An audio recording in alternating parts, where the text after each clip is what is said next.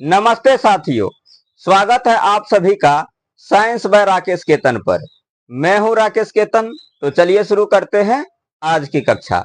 आज हम लोग थायराइड ग्रंथि से निकलने वाले हार्मोन तथा इनके कार्यों को पढ़ेंगे। तो आइए देखते हैं। थायराइड ग्लैंड, इसे थायराइड ग्रंथि भी कहते हैं। और जो ये थायराइड ग्रंथि है इसे हिंदी में अबटू ग्रंथि कहा जाता है। और ये जो अबटू ग्रंथि है इसे एच आकार की ग्रंथि भी कहा जाता है, क्योंकि अबटू ग्रंथि का जो आकार है वो अंग्रेजी वर्णमाला के लेटर एच के जैसा होता है, इसीलिए इसे कहा जाता है एच आकार की ग्रंथि।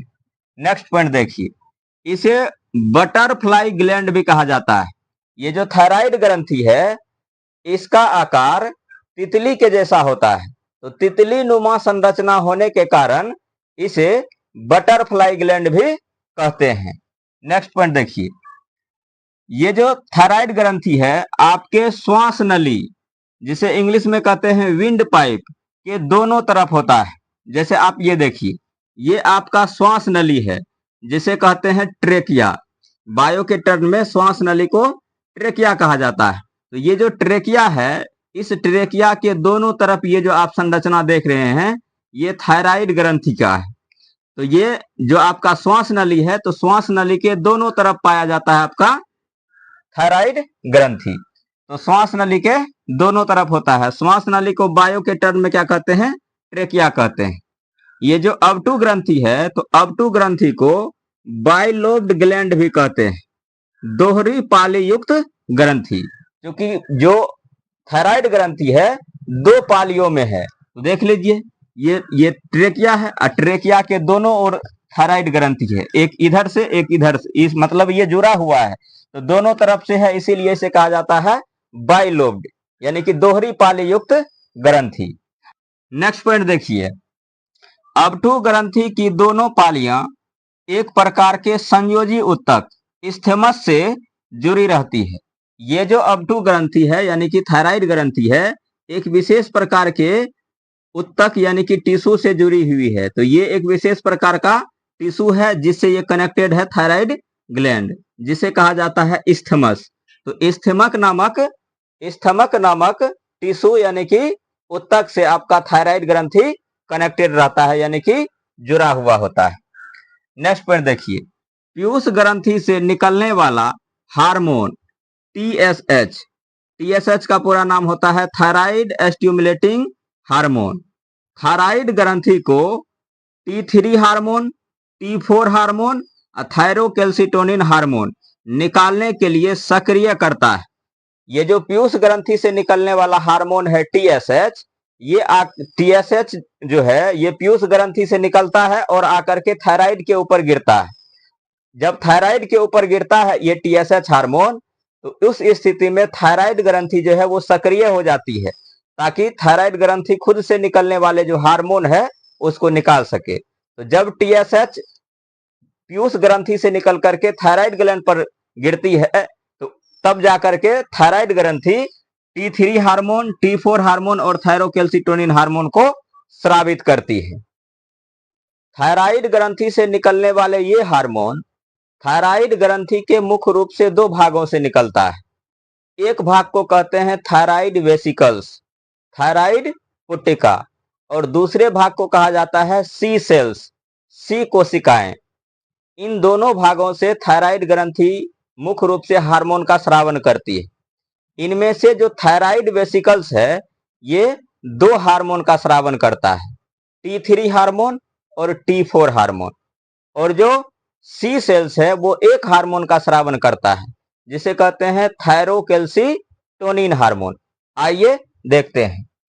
थायराइड ग्रंथि जिस भाग से हार्मोन को निकालती है उनमें से एक भाग ये है थायराइड वेसिकल्स और दूसरा भाग है सी कोशिकाएं। तो ये जो थायराइड वेसिकल्स है ये दो हार्मोन को निकालती है। कौन कौन? तो एक है T3 हार्मोन, एक है T4 हार्मोन।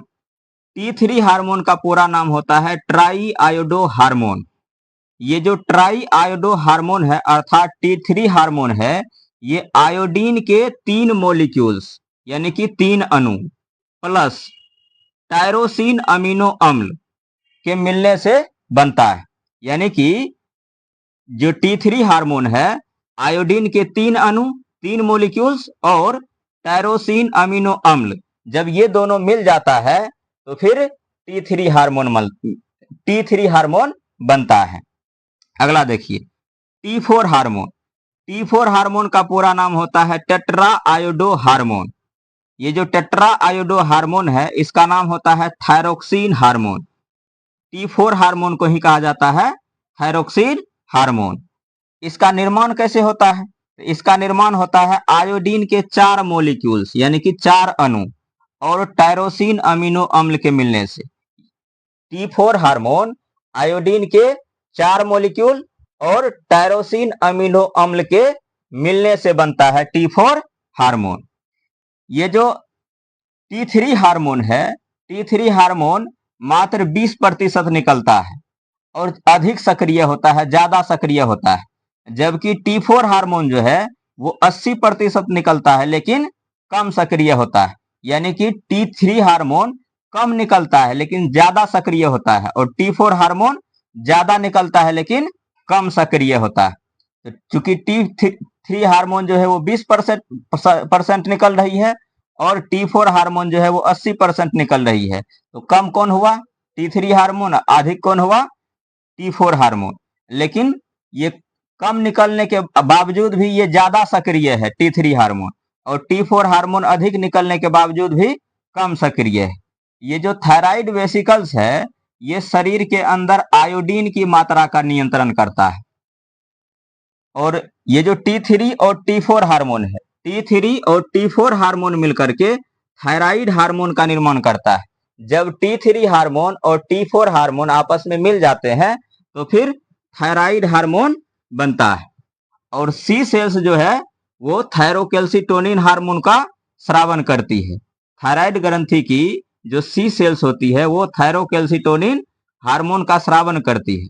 और ये जो हार्मोन है थायरोकेल्सिटोनिन, ये शरीर में कैल्शियम की मात्रा का नियंत्रण करता है। तो थायराइड ग्रंथि का जो सी कोशिका है वो थायरोकेल्सिटोनिन हार्मोन को निकाल रहा है, और ये थायरोकेल्सिटोनिन हार्मोन क्या कर रहा है? शरीर के अंदर कैल्शियम की मात्रा को नियंत्रित करता है। चलिए देखिए, थायराइड ग्रंथि से निकलने वाला थायराइड हार्मोन यदि किसी व्यक्ति के शरीर में अधिक निकल रहा है, ये तीर का निशान ऊपर बता रहा है कि थायराइड हार्मोन अधिक निकल रहा है। तो यदि किसी व्यक्ति के शरीर में थायराइड हार्मोन अधिक निकल रहा है तो कहा जाता है उस व्यक्ति को हाइपरथायरॉयडिज्म हो गया है। हाइपर का मतलब क्या होता है? अधिक। तो जब हाइपरथायरॉयडिज्म हो जाएगा किसी व्यक्ति को, तो उस स्थिति में उसको रोग कौन सा होगा? रोग होगा ग्रेव डिजीज। ठीक है। हाइपरथायरॉयडिज्म में रोग होगा कौन सा? Grave disease. यानी कि अगर थायराइड हार्मोन अधिक निकल रहा है तो हाइपरथायरॉयडिज्म होगा, और उस स्थिति में उस व्यक्ति को रोग होगा ग्रेव डिजीज। तो जब ये हाइपरथायरॉयडिज्म होगा यानी कि ग्रेव डिजीज हो जाएगा, तो फिर उस व्यक्ति के शरीर का जो वेट है वो लॉस होगा, यानी कि व्यक्ति के शरीर का वजन घटेगा। आइए आगे देखिए, जब किसी व्यक्ति के शरीर में थायराइड हार्मोन कम निकलेगा, ये तीर का निशान नीचे बता रहा है कि थायराइड हार्मोन कम निकल रहा है, तो उस स्थिति में कहा जाएगा कि उस व्यक्ति को हाइपोथायरॉयडिज्म हो गया है। हाइपो का मतलब होता है कम निकलना। तो जब हाइपोथायरॉयडिज्म होगा अर्थात थायराइड हार्मोन कम निकलेगा, तो फिर उस व्यक्ति को जो रोग है वो होगा घेंघा। घेंघा यानी कि ग्वाइटर। ग्वाइटर कब होता है? जब थायराइड ग्रंथि में सूजन आ जाता है। आपका जो यहाँ पर थायराइड ग्रंथि है, इसमें जब सूजन आ जाएगा, इन्फ्लेमेशन आ जाएगा, तो घेंघा रोग हो जाएगा, ग्वाइटर रोग हो जाएगा। और कौन सा रोग होगा? और हो जाएगा हाशिमोटो डिजीज। तो जब ये सारी स्थिति आएगी यानी कि हाइपोथायरॉयडिज्म हो जाएगा किसी व्यक्ति को, तो उस व्यक्ति को आयोडीन लेने की सलाह देता है डॉक्टर। डॉक्टर क्या करेगा? जब डॉक्टर के पास जाएगा तो डॉक्टर ये जो हार्मोन है इसका जांच करेगा, T3 T4 का, यानी कि थायराइड हार्मोन का क्या करेगा? जांच करेगा। जब उसको इस बात का पता चल जाएगा कि थायराइड हार्मोन कम निकल रहा है, इसको हाइपोथायरॉयडिज्म हो गया है, तो उसको आयोडीन लेने की सलाह देगा डॉक्टर। यदि आप लोगों को जानकारी अच्छी लगी हो तो वीडियो को लाइक और चैनल को सब्सक्राइब जरूर करें।